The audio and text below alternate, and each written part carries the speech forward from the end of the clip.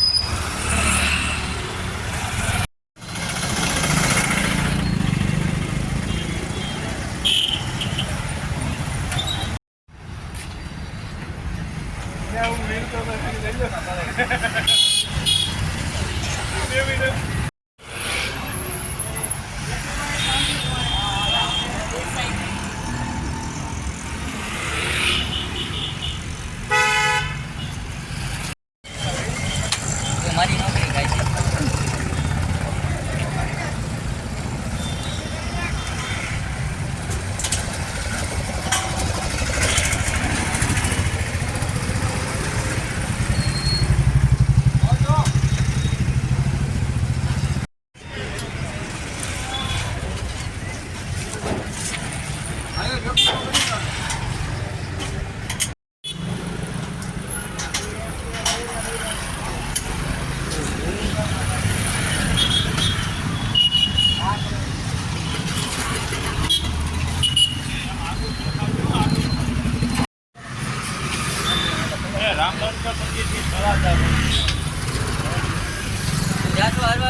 કલેક્ટરે જાઉં આ ધજા કાઢી નાખ।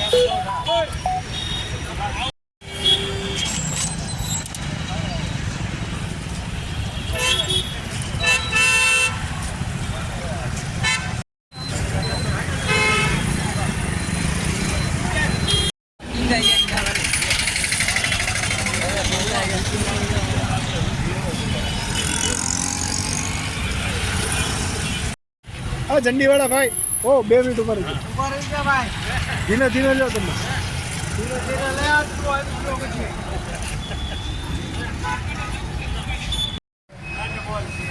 दीदी ना को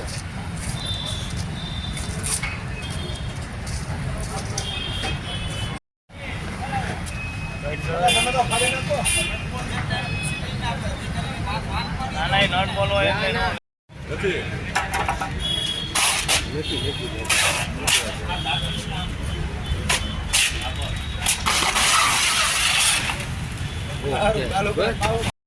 पानी नो पड़े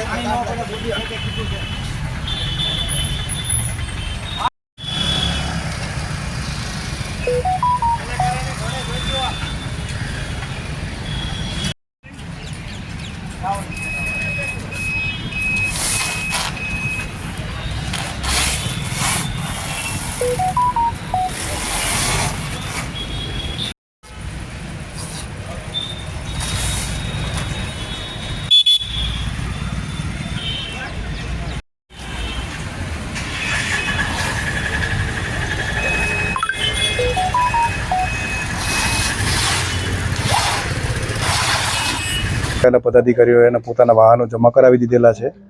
આપે જોયું હશે કે શહેર અને જિલ્લાની અંદર જુદા જુદા પ્રચારના જે હોર્ડિંગ્સ વગેરે છે, જે સરકારી ખર્ચે કરેલી જાહેરાતો છે, એને ઉતારવાની કામગીરી ચાલી રહી છે. આ કામગીરી 24 કલાકમાં અમે પૂર્ણ કરી દઈશું અને આપની સાથે એની વિગતો પણ આવતીકાલે શેર કરવાની પ્રયત્ન કરીશું.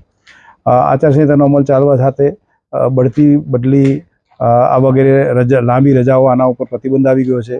જે અધિકારી કર્મચારીઓની રજાઓ જિલ્લા કક્ષાએ મંજૂર કરવા પાત્ર છે, એ લોકોની બદલી અથવા એમની જે રજા છે એ હવે જિલ્લા ચૂંટણી અધિકારીની પૂર્વ મંજૂરી વગર મંજૂર નહીં થઈ શકે. એ પ્રકારનો અમલવારી ચાલુ થયેલી છે.